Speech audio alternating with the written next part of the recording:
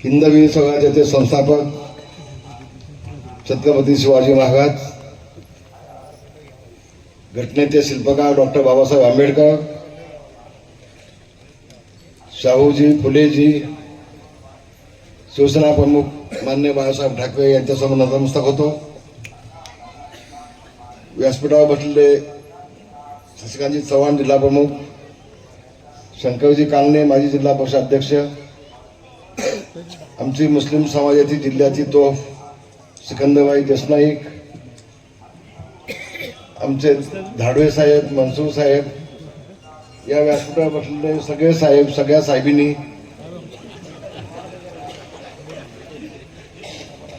बंधू भगिनींनी, मातानो,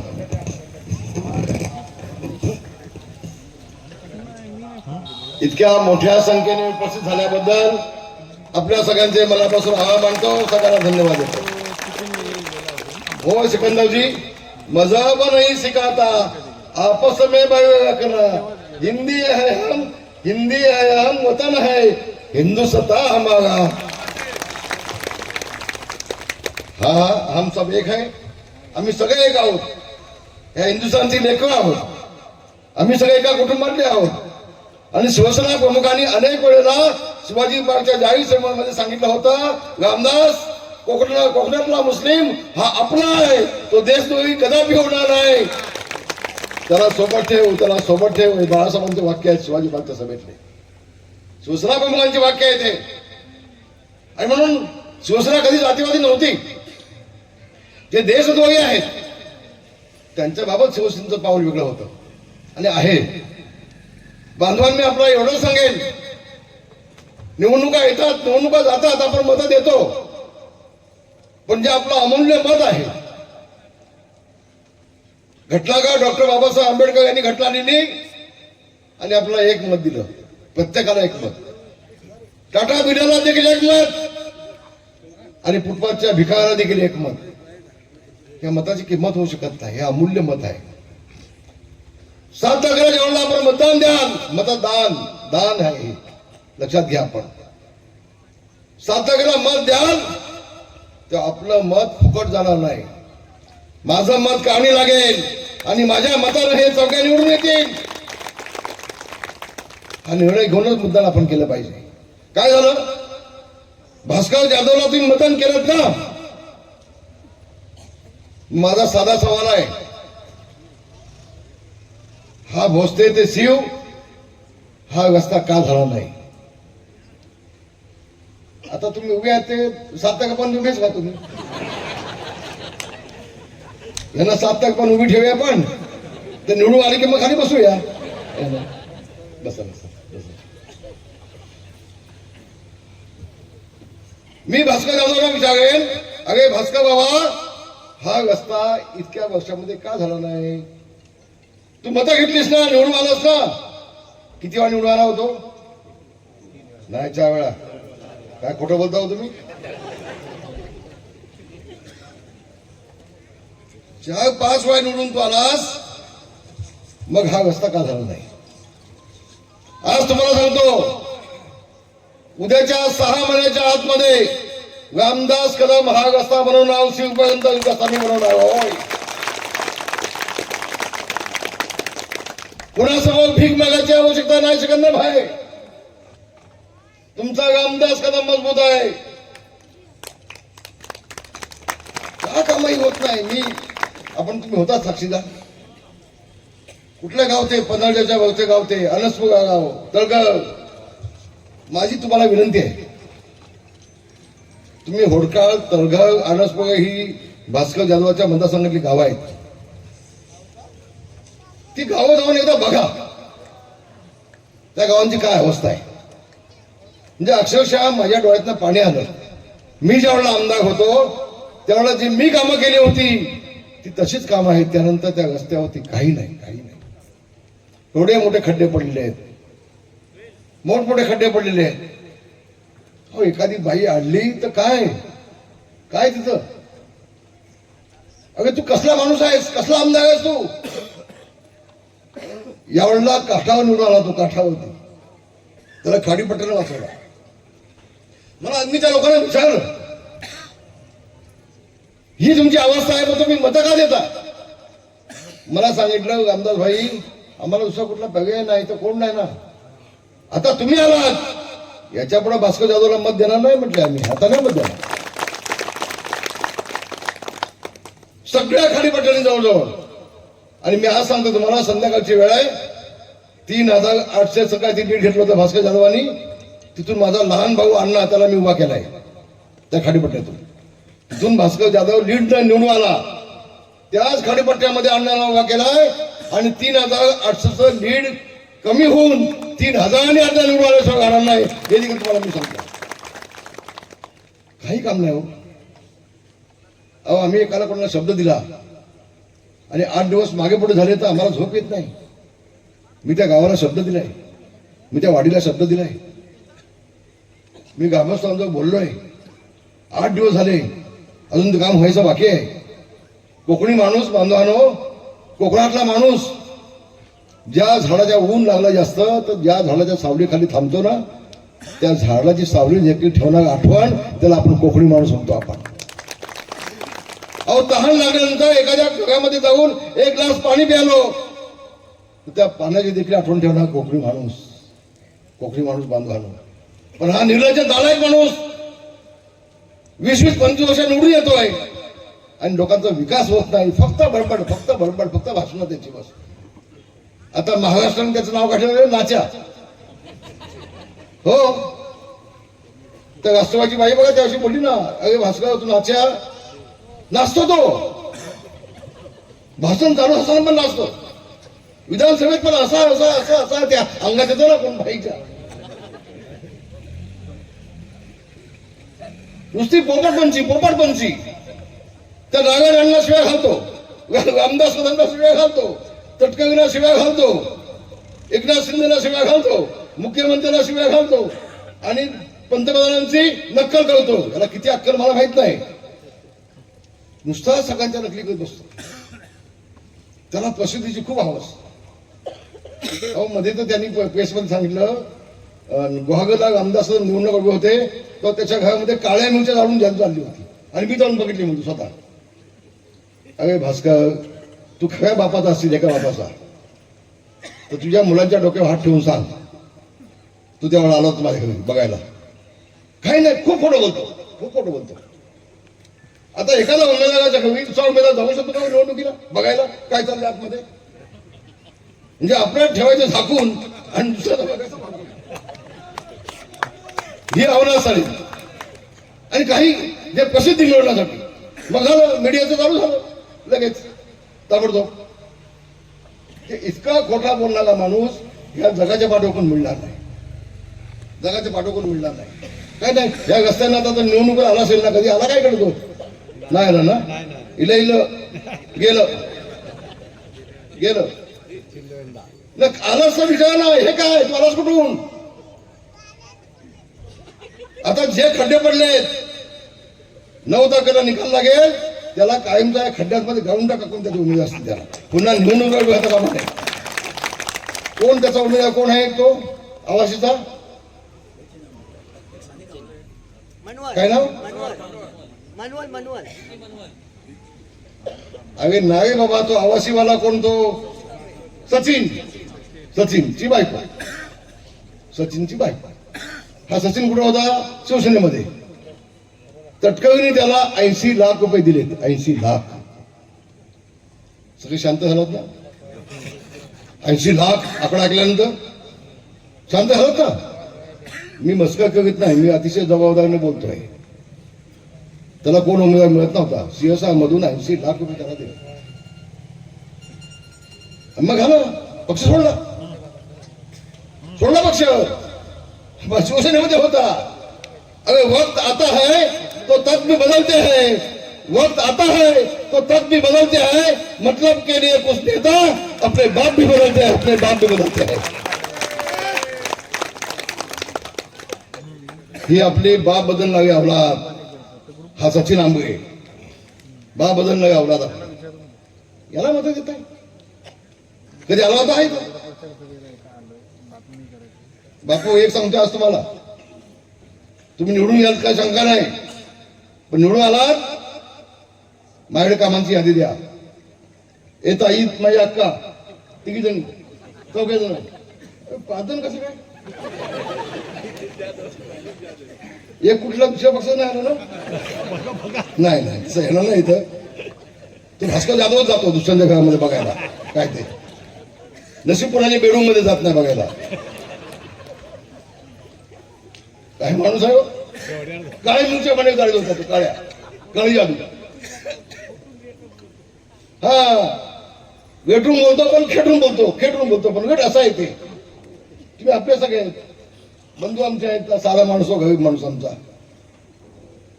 मी म्हटलं आता वय किती तुमचं आहे 63 वय आहे. बघा 63 वय असलेल्या माणसाला मी तिकीट दिली. सज्जन माणूस आहे एकदम.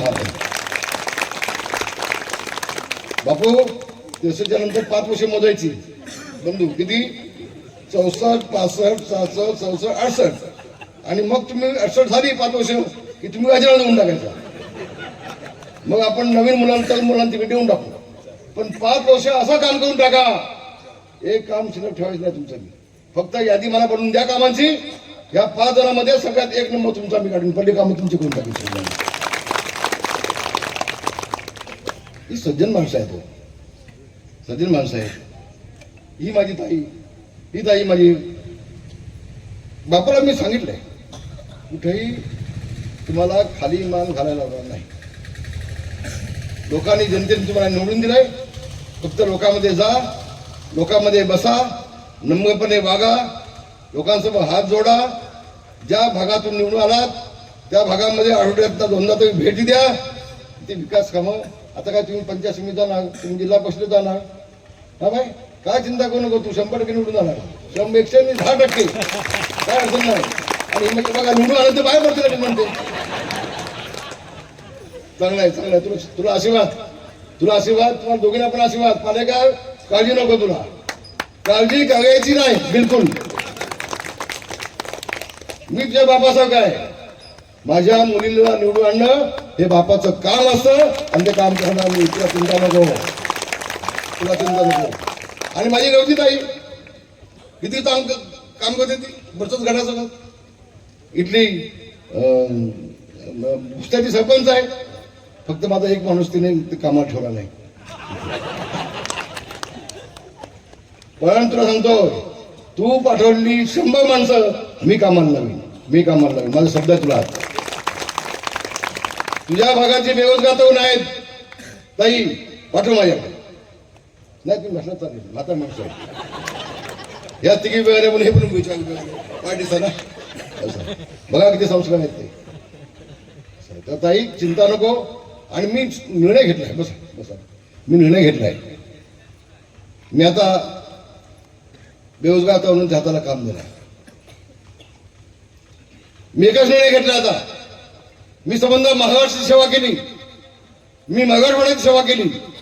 मराठवाड्यामध्ये शेतकऱ्यांच्या आत्महत्या होत होत्या 50% आत्महत्या मी थांबवल्या. खूप काम केलं खूप काम केलं. म्हणजे कोकणातून जाऊन म्हणजे महाराष्ट्र मेले तरी राष्ट्र मेले. मराठ्या विना राष्ट्र गाडा न चाले. खरा वेगळी पराधीनतेचा महाराष्ट्र आधार या भारताचा. त्याप्रमाणे तिथल्या लोकांनी बोलून दाखवलं कोकण आधार या मराठवाड्याचा. रामदासांच्या माध्यमातून हे तिथल्या जनतेने सांगितलं. बोलले पुढारी बोलले नेते बोलले. अरे नेते काय तिकडचे जज बोलले. जज कोर्टाचे इतकं प्रचंड काम केलं बांधवांनी. यापुढे मी सांगतोय आता महाराष्ट्र सेवा केली बस झाली.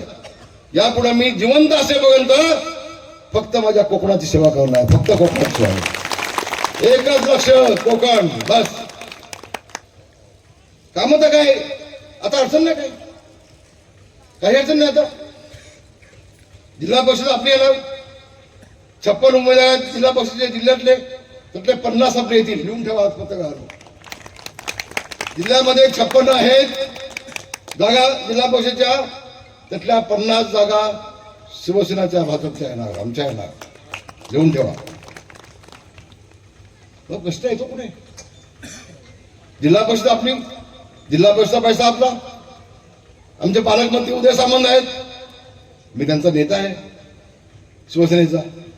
उदयजीने एक फोन केला, उदयजी एक 10 कोटीची कामं पाठवतोय व्हॉट्सअप होती. ताबडतोब मंजूर देतात ते, ताबडतोब. जिल्हा नियोजनचा निधी एका फोनवरती मला मिळतो. आणि शासन तर आपलं जाईल. आता आपल्या योग्य खाती किती आहेत तुम्हाला नाही विचारलं, त्यांना विचारलं. योग्य दादाकडे खाती 5 आहे. मग आता कुठले कुठले आहेत ते पण तुम्ही सांगून टाका. चला 5 खाते आहेत. होम खाता आहे, गृह खाता आहे, महसूल खाता आहे. महसूल मध्ये सगळे जमिनी बिनीचे तुमचे काय असतात ते सगळे येतं. ग्रामविकास खाता आहे. ग्रामविकास म्हणजे काय? तुमच्या गावांचा विकास, त्याला ग्रामविकास म्हणतो. आणि ग्रामविकासाला निधी आपला योग्य दादा देतो. योग्य दादा देतो. अन्ननागी पोट आहे, गगन फूट आहे. मग आपल्यात माझा मुलगा योगेश दादा त्याच्याकडेच ग्रामविकास खाता असेल तर मग आपल्याला दुसऱ्याकडे जायची आवश्यकता काय? काय औषध आपल्या घरामध्ये सगळं खातं ते. तर तुम्हाला सगळ्यांना सांगतोय, शासनाची जी कामं असतील ती योग्य दादा सांगा. तुमच्या विभागासाठी एक पीए मी योग्य दादाकडे चांगला एक पीए मी सेपरेट ठेवणार आहे. तो पीए तुमची मंत्रालयातली कामं मंजूर करून आणून म्हणजे भोसले गड आणि हा कुठला गट दामनदेवी, या 2 गटातल्या लोकांना मंत्रालयामध्ये जाण्याची आवश्यकता नाही. तुमची कामं इथंच तुम्हाला जिल्हा परिषदेमध्ये जाण्याची आवश्यकता नाही. रत्नागिरीला तुमची कामं इथंच. आणि पुढचं सांगतो तुम्हाला, मी आठवड्यातून 2 दिवस खेळला बसणार आहे माझं ऑफिस टाकून स्वतःच 2 दिवस. आणि फक्त लघु उद्योग ही कामं तर होतीलच. फक्त लघु उद्योग. आज योगेश दादांना कोको कोला कंपनी आणली लोट्यामध्ये. बांधवांनो भगिनीनो 5,000 गाड्या लागतील तिथे. 5,000 गाड्या. या आपल्या स्थानिक लोकांना खेळ, दापोली, चिपळूण, गुहागर 5,000 मुलं कामाला लागतील, तर गाड्या लागतील. माझी 5,000 मुलं मुंबईत, ठाण्यात, पुण्यात गेलेत. ती पुन्हा गावात वापस येतील. आणि गावाचे बंद असलेले दरवाजे पुन्हा उघडतील. ते माझं स्वप्न आहे. तुमची काही मुलं कतारला जातात, दुबईला जातात, तिकडे जातात. इथं जर पोटाचं साधन मिळालं तर का जातील? मी एकमेव माझं काय कमतो आहे. मी आमच्या ताईला सांगितलंय, महिलांचं उद्योगाचं सगळं तुझ्याकडे जाऊ द्या. आणि योगेश दादांनी 20 कोटी रुपये आणून खेळला महिला बचत गटांचं विक्री करण्यासाठी मोठा मॉल बनवतोय. दादा बनवतोय ना, सांगितलंस तू भाषणामध्ये सांगितलंस, मग मी डबल सांगितलं नाही. दादानी पावलं उचलली. दादानं कोको कोला आणला. महिलांसाठी बचत गटांचं उत्पादन विकण्यासाठी दादानं खेळला मोठं 20 कोटीचं दादा मॉल बनवतोय. आणि अनेक गोष्टी आहेत उद्योगाच्या. मी प्रत्येक भागामध्ये उद्योगासाठी अधिकाऱ्यांना आणून प्रत्येक भागामध्ये मी मेळावा घेणार आहे. बेरोजगारांचे फॉर्म भरून घेणार आहे सुगंधभाई. आणि मी जिवंत असेपर्यंत माझ्या कोकणातल्या, माझ्या या भागातल्या सगळ्या तरुणांना हाताला काम दिल्याशिवाय स्वस्थ बसणार नाही. हे देखील तुम्हाला मी आज सांगतोय. एखादी गोष्ट मनावर घेतली की मग घेतली. मग मी कुठं थांबत नसतो. आणि म्हणून आपण याच्या डोळ्यासमोर फक्त आपला विकास ठेवू. काही लोक मुद्दाम कधी कधी हिंदू मुस्लिम दंगल घडवण्याचं स्वप्न बघतात. मी नावं घेत नाही, मला माहिती आहे. सिकंदर मला माहिती आहे. प्रयत्न असतो. पण पुन्हा एकदा माझ्या मुस्लिम बांधवांना सांगेन, रामदास कदम जिवंत असेपर्यंत माझ्या कोकणामध्ये हिंदू मुस्लिम दंगल होऊ देणार नाही होऊ देणार. मी तागडी घेऊन बसलोय. सगळ्यांना समान न्याय, सर्व धर्म समभाव, समान हक्क सगळ्यांना. आणि म्हणून आपण सगळे एक आहोत, एका कुटुंबातले आहोत. तुमचं भाषण मी थोडं ऐकलं 90 सालामध्ये. मला मतं मिळाली नाहीत. मी भाषणामध्ये काय बोललो त्या खोलामध्ये मी घातला.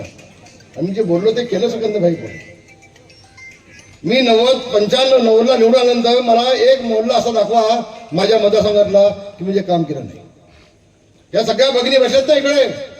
या सगळ्यांचा डोक्यावरचा हंडा खांद्यावर आणण्याचं काम रामदास कदम यांनी केलंय, कोणी नकावू शकत नाही. 20 वर्ष तुमची मी सेवा केली. मुंबईला 12 वर्ष झालो, 32 वर्ष आमदार म्हणून काम केलं, 18 वर्ष मंत्री म्हणून काम केलं, संबंध महाराष्ट्र पिंजून काढला. आता लक्ष फक्त आपलं कोकण बांधवानं, फक्त कोकण. माझ्या सगळ्या बंधू भगिनींना मी सांगेन, निवडणूक आली की कधी कधी आपण चुकतो, कधी कधी कोण पाकिट देतोय काय, कोण अमुक काय तमुक काय. भ्रष्टाचाराच्या पैशाला हात लावू नका, हात लावू नका. आपला विकास हवा, आपल्या मुलाबाळांना नोकरी हवे. आणि रामदास भाई आता पुन्हा आला, आता तुम्हाला अडचण काय? जो रामदास कदम 9 सालामध्ये गेला होता, आता रामदास कदम पुन्हा आलाय, तर आता आपला मतदारसंघ वेगळा होणार आहे, खेड तालुक्याचा वेगळा होणार. मग रामदास कदम सांगेल तर आमदार घेतो, आपलं अडचण काय? तर म्हणजे सगळ्या बांधवांना सांगेन, आपल्या योगदानाच्या पाठीशी आम्ही खंबीरपणे उभे आहोत. जसं खेड शेगाने एक संदेश दिला महाराष्ट्रामध्ये, 21च्या 21 सीट 100% काढल्या आणि खेड शेगाने महाराष्ट्रात दाखवलं की आम्ही सगळेजण आमच्या योगदानाच्या पाठीशी खंबीरपणे उभे आहोत. आपल्या सगळ्यांना माझी विनंती आहे, माझे सगळे उमेदवार निवडून आणा आणि महाराष्ट्राला सांगा, होय होय आम्ही रामदास भाईंच्या पाठीशी खंबीरपणे उभे आहोत आणि या चौघांना आम्ही निवडून येतोय. बाबाजी जाधवनी काहीतरी एक क्लिप पाठवली, असं मला गाडीमध्ये तर कोणते सांगितले, शिर्के बोलले. शिर्के त्या बाबाजीला सांगा, होय दापोलीमध्ये मी भाषण केलं होतं,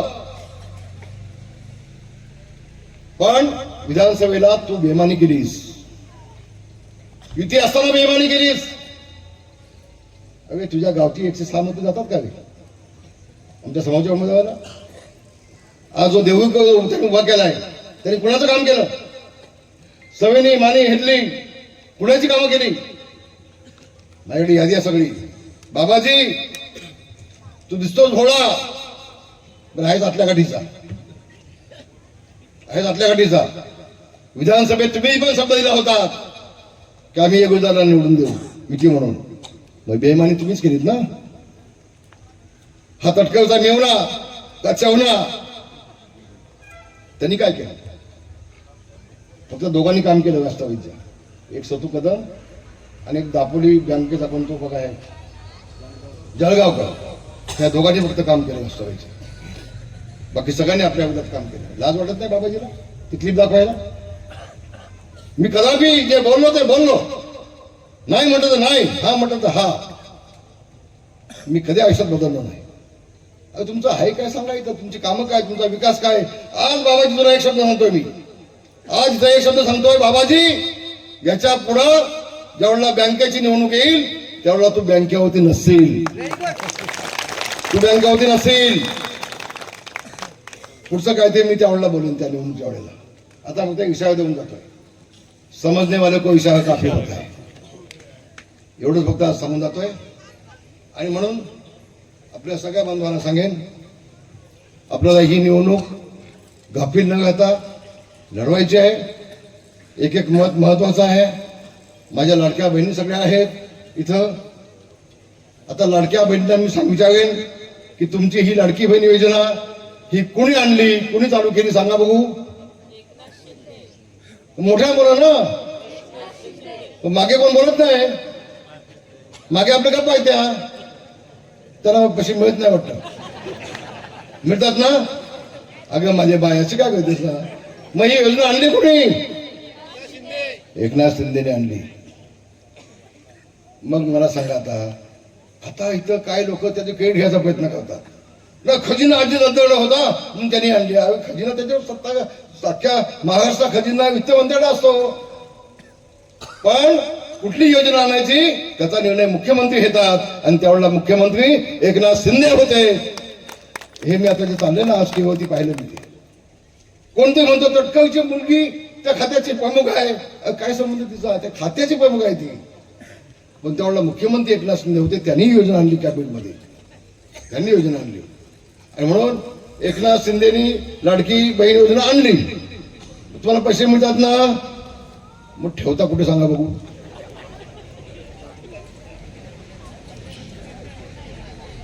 कुठं कुठं ठेवता? कुठं? अहो माझी आई आहे ना, ती मी लहान असताना त्या डब्यात ठेवायची, डब्यात, साखरेच्या डब्यात, आमच्या डाळीमध्ये डब्यात ठेवायची. पण एक सांगतो, आज काल एकनाथ शिंदेने सांगितलं, मी यापुढं किती 21 यापुढे 2121 रुपये मी देणार लाडक्या बहिणींना, 2100 देणार म्हणून डिक्लेअर केलं. आता 2100 हे एकनाथ शिंदे. मग आता मला सांगा, एकनाथ शिंदेची निशाणी काय? थोडं कसं पाठायचं मला सगळं? सगळ्या उशाळ्यात पुढे बसलेल्या, मागे बसलेल्या नापास नाही ना, मागून आवाज आला पाहिजे. एकनाथ शिंदेची निशाणी काय? मागे आवाज येत नाही ना. पण एकनाथ शिंदेची निशाणी काय? धनुष्यबाण. मग मला पण सांगा, 7 तारखेला मतदान होईल, त्यावेळेला इकडं फोटो कुणाचेच बघायचं नाही. या ताईचा आहे, या ताईचा आहे, या ताईचा आहे, या भावाचा आहे, काय फोटो बघायचे नाही. इथं धनुष्यबाण दिसेल, त्याच्या पुढे असं बटन दाबा की हे चौघही मोठ्या मताने निवडून गेले पाहिजेत, असं बटन दाबा धनुष्यबाण समोर. आणि ही सगळी जबाबदारी मी घेतोय. ज्यावेळेला मी स्वतः इथं आलोय, त्यावेळेला तुमची विकासाची जबाबदारी मी घेतोय. मी फक्त एक रस्ता बनवून थांबणार नाही. मला सांगा, भोसऱ्यामध्ये मी पैसे दिले विकासाला? भोसऱ्यात दिलेत नाही पैसे? दिले पैसे. मी पन्हाळ्यात गेलो होतो. पन्हाळ्यामध्ये 80 लाख रुपये दिलेत. पन्हाळ्याच्या काय आमच्या मतदारसंघात येत होतं दादाच्या? नाही ना. खाडीपट्ट्यात प्रत्येक गावात मी पैसा दिलाय. अगदी त्या धामणच्या निव्यापासून तर खाडीपट्ट्यापर्यंत 350 कोटी दिले. 350 कोटी.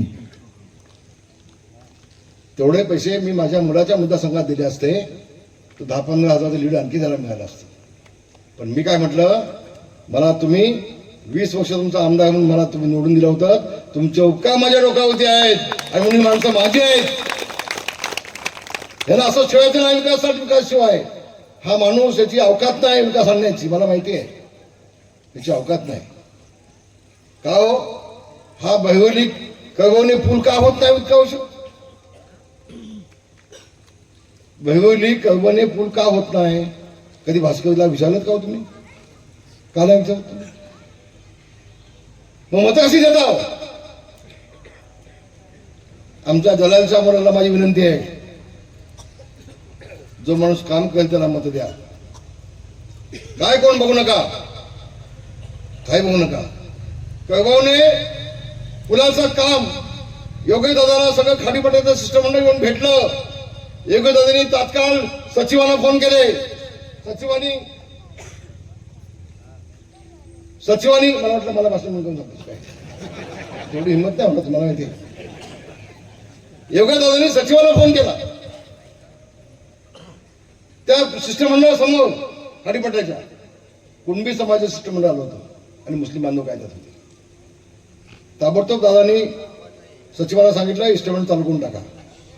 उद्याच्या अधिवेशनामध्ये त्याला पैसे निधी मी मंजूर करून देतो.